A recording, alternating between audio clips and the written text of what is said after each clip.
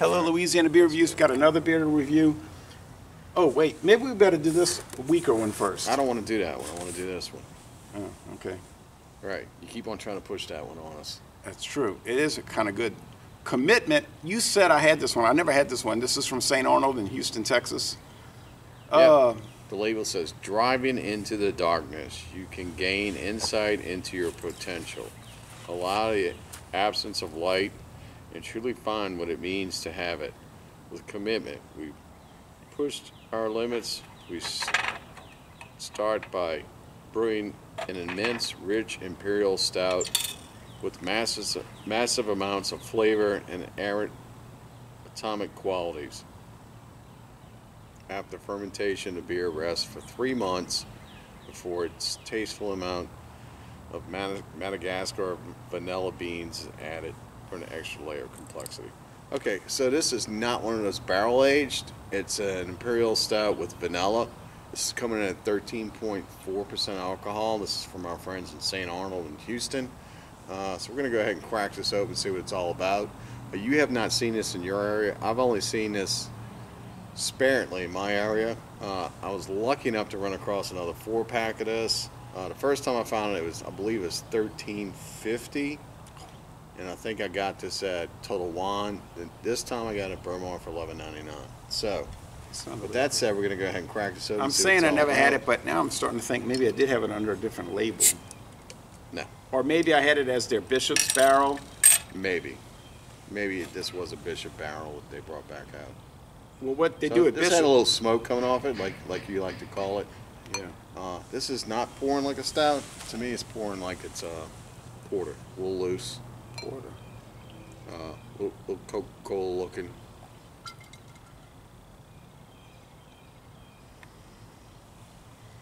Talking about 1996 when I started doing craft beers. I'll show you a few more. I found this. This is called Pelican Brewing Company's Louisiana Amber. Yeah, I remember that. You remember Pelican? Yeah, but wasn't that a throw off from Abita? Covington, Louisiana. I think it might have been contract brewed by Abita for Pelican. Didn't last long, did it? No, I thought that was. Yeah, I thought that was an Abita.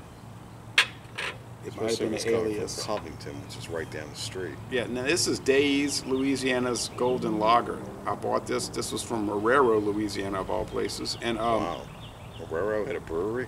Yeah, Bernard Sunny Day. I know him, not well, but he used to be their beer manager at Dorignax years ago. Then he was a brewmaster at Gordon Biersch.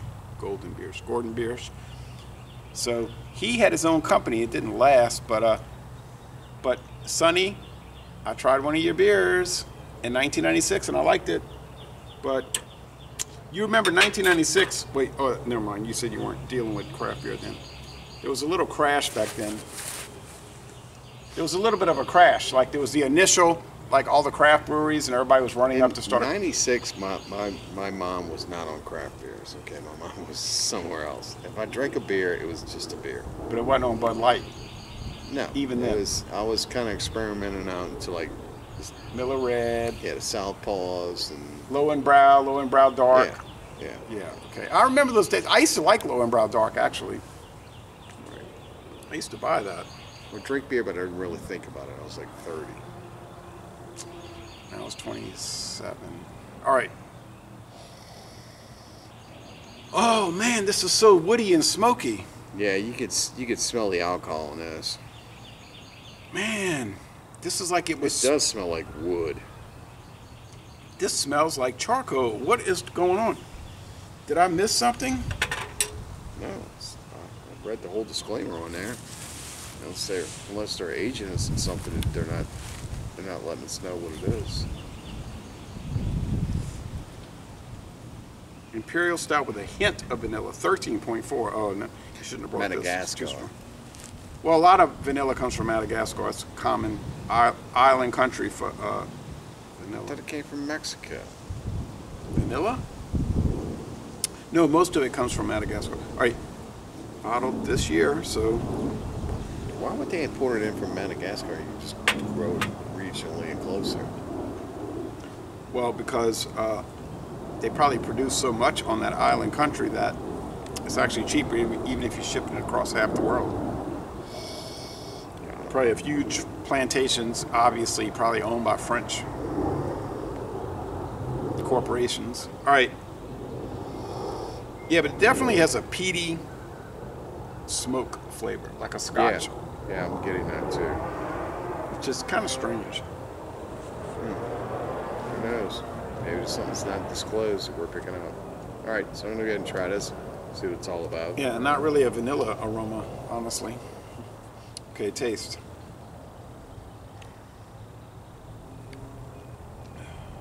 I'm getting a vanilla on the taste. I'm also getting this rich chocolate note. There does seem to be some kind of a scotch going on with this, which is really strange. I'm getting peat.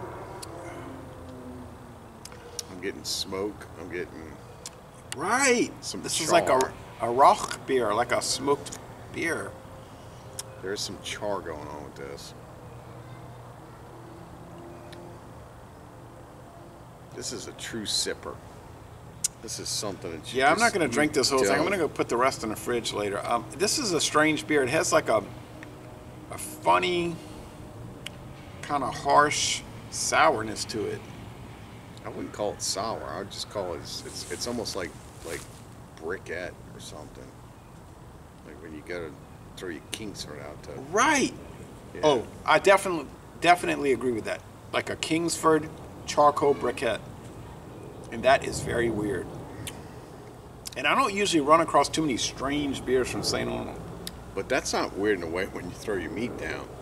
You really like to, you throw a good steak down on a grill. That briquette, especially from the Kingsford Company, gives it a really great flavor. And that's what I'm kind of getting from this.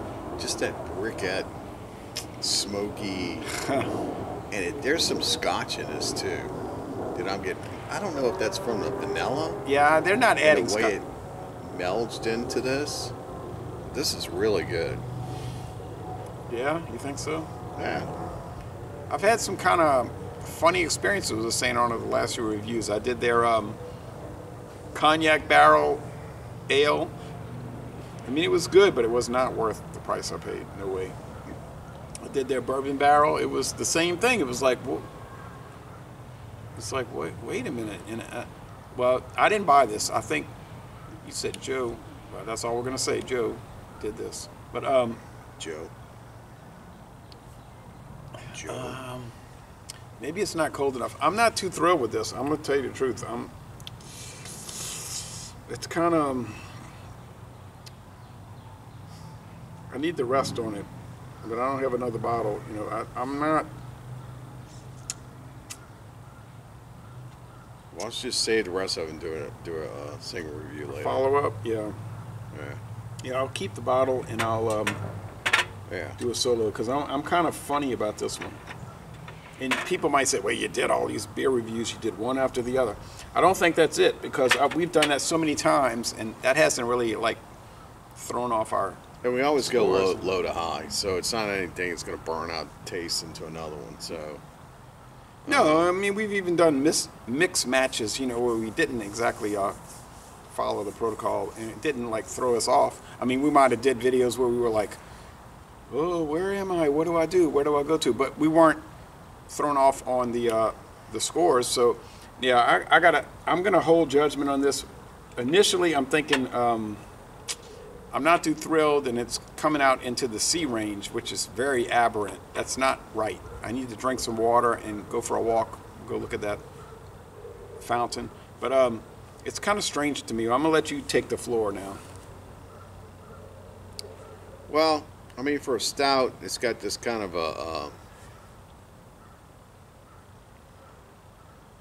the charcoal flavor, but it's almost like somebody put lighter fluid on it.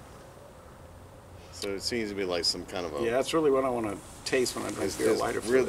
There's really like some kind of weirdness going on with it. I enjoyed it. Of course, I've had it before, but I enjoyed it more so when it was fresh-ish. I don't know if this is so fresh-ish now. I'm sure it's probably in date, but you know, a stout with this amount of alcohol shouldn't go out of date. It wasn't It's, even 2 months ago. It's, of course it's fresh. It's 13.4. Yeah, That's what I'm saying. This is Something this is is a slight metallic-y, burny kind of flavor with it. The vanilla is almost non-existent. there's no vanilla on this beer. Yeah, I'm gonna have to give it like a C as well because I'm not really feeling it. Okay, well that makes me feel better because it's like people would say, "Oh, you reviewed all these beers, so it's the alcohol's affecting you." It's like, no, I've done this so many times. This is not like a new thing. And as soon as I tasted, I thought, "Ooh, what's going on around here?" So I will do a follow-up. I'll go put this in the fridge and I'll do a solo. But I don't know, something is going funny at St. Arnold because the last 3 beers I've tried, man, This tastes like, honestly, to me, this tastes like you aged it in some kind of a Scotch barrel. I'm just saying. There's Scotch notes in it, Well, and I don't know why I'm getting Scotch notes. There's nothing on this bottle that says it was aged in any kind of a barrel anywhere. No. I wish they were a little bit more transparent with that. It just says Houston, Texas. Well, it may not be anything to be transparent about. It may just not be right. It just says stout with vanilla beans. Right, simple. You know, Stout, when we, vanilla beans. yeah, it's kind of a strange area. Anyway, so this we went one, on a this tour is, there and it was kind of funny, but huh? we went on a tour there and it was kind of funny. But we don't want to keep on like. Right, we're like, so we have like post-traumatic stress disorder because of that tour. We can't get past it. We keep thinking about it like in that Seinfeld episode. Where the Well, guy's you know, talking it's about one of Korea. those things, St. Arnold. You never know who's on your beer tours. Oh, well, I mean, that doesn't matter, but it was just like strange. That was a really strange day. It was a Yeah. very strange day, to say the least. All right, so we're gonna go ahead and finish up this beer review by saying. Saying, we don't know what to say. Oh, man, I mean, thank you, Joe, but Yeah, Joe. Hey, Joe. I don't feel too comfortable with this beer. We're saying a C, and it is absolutely not a C price No. by any stretch of the imagination. And I remember that day was like a really strange day because it was like really hot. It's like extremely hot and humid. Then we parked, and I had this like perfect parking spot. And then there was like a huge fight after the game. Remember we went to the Astros game? It was like this huge, like everything went wrong that day. It was like you forgot your phone at the hotel. And it was like this huge fight. And it Turn was around and go get it. right. And it's like this beer is like fitting that whole miserable experience. Yeah. Now we're here in Siren. So anyway, I don't know what to say. This is not going so well. So, but we didn't make the beer. That's the thing. We did not make the product. We're going to end this review by saying we're not too sure what we're dealing with right now. That's the way it goes. Y'all go to Houston, Texas, and tour St. Arnold Brewing, and you know you probably like it.